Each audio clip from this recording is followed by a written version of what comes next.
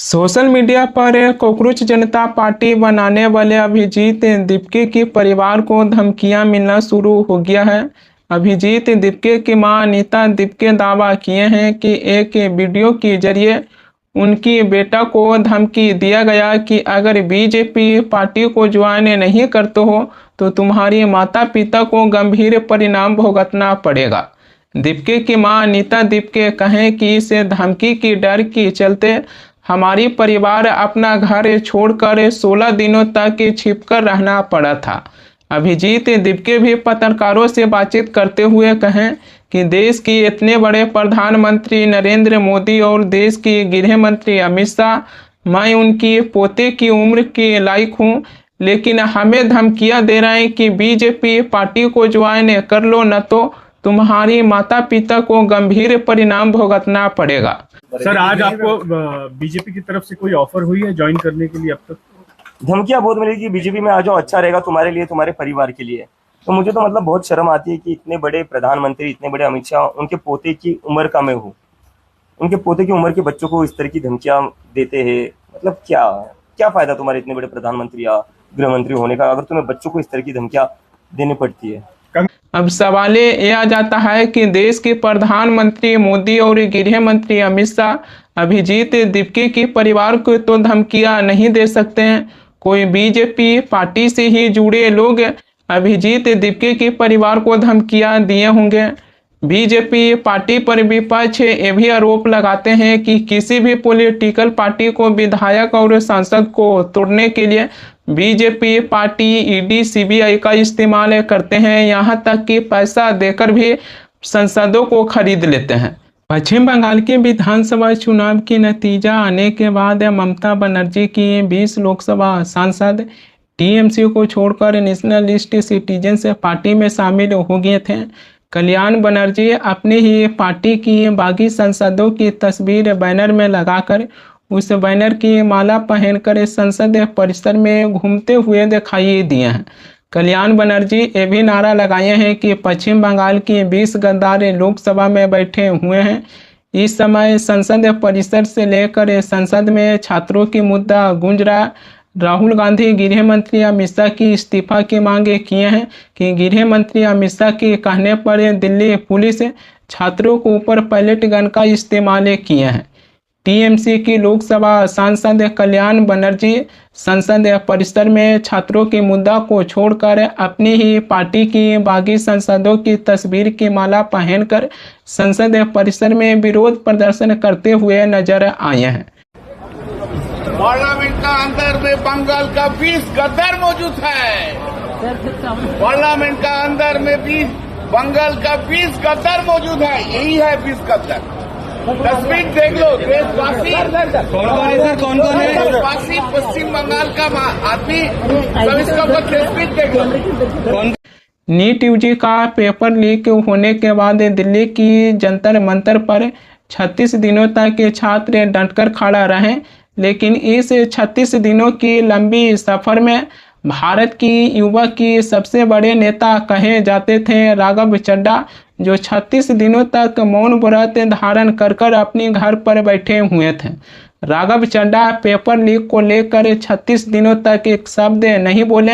अब राघव चड्ढा राज्यसभा में पहुंचे हैं तो उन्होंने ये बताया है कि मैंने पेपर लीक के मुद्दे पर इसलिए नहीं बोले क्योंकि इस समस्या पर बातचीत करने से ज़्यादा इसका समाधान खोजना है। जब समाधान इसका मिल जाता है तब जाकर हम इस मुद्दे पर बोलते हैं। राघव चड्ढा राज्यसभा में आगे ये भी बताए हैं कि जब मैं विपक्ष में था तो मेरा काम था सवाल उठाना।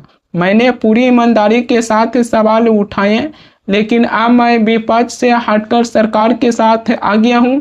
इसी के चलते हमारी भूमिका बदल गया है। अब मेरी जिम्मेदारी सवाल उठाना केवल नहीं रह गया, बल्कि अब उस समस्या का समाधान करना है। राघव चड्ढा बीजेपी पार्टी में शामिल होते ही सवाल उठाने वाले बातों को भूल गए हैं। राघव चड्ढा का कहना है कि सवाल उठाना अब हमारा काम नहीं है, बल्कि अब मैं समस्या का समाधान करूंगा। राघव चड्ढा सदन में बताए हैं कि मैंने खुद से वादा किए थे कि पेपर लीक के मुद्दे पर सदन में तब अपनी बात करूंगा जब इस समस्या का समाधान लेकर आएंगे और जब सिस्टम में सुधार हो जाएगा तब जाकर लीक पर सदन में अपनी बातें रखूंगा। आज ऐतिहासिक दिन है कि सिस्टम में सुधार हो गया है। राघव चड्ढा राज्यसभा में प्रधानमंत्री मोदी की तारीफ करते हुए कहें कि प्रधानमंत्री मोदी परिवार की मुखिया की तरह बच्चों की बातों को सुने। आपकी पेन रियल है और आपको एग्जामिनेशन सिस्टम से जो कंप्लेंट है वो कंप्लेंट भी जेन्युइन है। Your voice matters. और जब आपने अपनी चिंता व्यक्त करी, अपना दर्द बताया, when you demanded, the honourable prime minister heard that demand, not just as a prime minister but also as a guardian, परिवार के मुखिया की तरह उस बात को सुना। Students demanded, government acted, historic decisions taken, systems changed. Raghav Chadha इससे पहले आम आदमी पार्टी में थे, तब राघव चड्ढा बीजेपी पार्टी को गुंडों की पार्टी बता दिए थे कि बीजेपी पार्टी एक गुंडों की पार्टी है। मेरा ये मानना है कि बीजेपी एक गुंडों की पार्टी है, अनपढ़ गुंडों की पार्टी है। वो सिर्फ गुंडागर्दी करते हैं और पेट्रनेज देते हैं गुंडों को। लेकिन आज उसी गुंडों की पार्टी में शामिल होकर राघव चड्ढा प्रधानमंत्री मोदी की तारीफ करना शुरू कर दिए हैं। राघव चड्ढा आम आदमी पार्टी के एक ऐसी राज्यसभा सांसद हैं कि सदन में जब मुद्दा उठाते थे तो भारत की कई ऐसे युवक की ध्यान इनकी मुद्दों की ओर जाता था। कई ऐसे युवक को लगता था कि राज्यसभा में आज भी कोई एक सांसद हैं जो हमारी मुद्दों को सदन में उठा रहे हैं। राघव चड्ढा एयरपोर्ट पर महंगा खाना दिया जाता था, उससे जुड़ी मुद्दा सदन में उठाए थे। सरकार इस समस्या का समाधान किए थे। राघव चड्ढा मोबाइल रिचार्ज के भी मुद्दा उठाए थे। राघव चड्ढा की तरह टीएमसी की लोकसभा सांसद सयोनी घोष भी सदन में एक इस तरीके से मुद्दा को उठाते थे जो लोगों का ध्यान उनकी मुद्दे की ओर जाता था। लेकिन बीजेपी सरकार विपक्षी पार्टियों में से कुछ ऐसी सांसदों को टारगेट कर अपनी पार्टी में शामिल करनी है ताकि वैसे सांसद सदन में जनता से जुड़ी सवालें न उठाएं। पेपर लीक से जुड़ी संशोधन बिल लोकसभा से पारित होने के बाद राज्यसभा से भी पारित हो गया है। भारत की राष्ट्रपति की मंजूरी मिलते ही ये कानून बन जाएगा। लेकिन इससे भारत के युवाओं को क्या फायदा पहुंचा? एक तरफ बीजेपी सरकार पेपर लीक माफिया को कठोर सजा देने के लिए एंटी पेपर लीक के बिल लोकसभा और राज्यसभा दोनों ही सदन से पारित करवा लिए, मगर बीजेपी शासित राज्यों में पेपर लीक की घटना रुक नहीं रहा। उड़ीसा में मेडिकल पीजी परीक्षा के दौरान प्रश्न पत्र की फोटो व्हाट्सएप पर वायरल होने से हड़कंप मच गया। परीक्षा शुरू होते ही व्हाट्सएप पर छात्रों को सवाल मिल गया था। ये केवल उड़ीसा की बात नहीं है बल्कि महाराष्ट्र में भी एमपीएससी ड्रग इंस्पेक्टर की परीक्षा 22 मार्च 2026 को आयोजित किया गया था।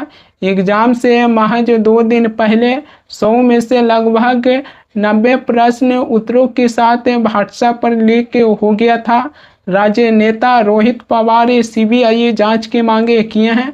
हालांकि आयोग ने शुरुआती दावों को खारिज करते हुए कहा है कि पेपर लीक नहीं हुआ है, लेकिन फिर भी बीजेपी सरकार से सवाल पूछा ही जाएगा कि पेपर लीक माफिया को कठोर सजा देने के लिए सदन से बिल पारित करवाते हैं तो उसी वक्त बीजेपी शासित राज्यों में पेपर लीक की खबरें निकलकर सामने आ जाता है। कॉकरोच जनता पार्टी बीजेपी सरकार से सीधे तौर पर सवाल पूछे हैं कि सरकार पेपर लीक की घटना को रोकने की बजाय पेपर लीक होने के बाद पेपर लीक माफिया को कठोर सजा देने के लिए बिल में सबसे ज़्यादा ध्यान केंद्रित किए हैं।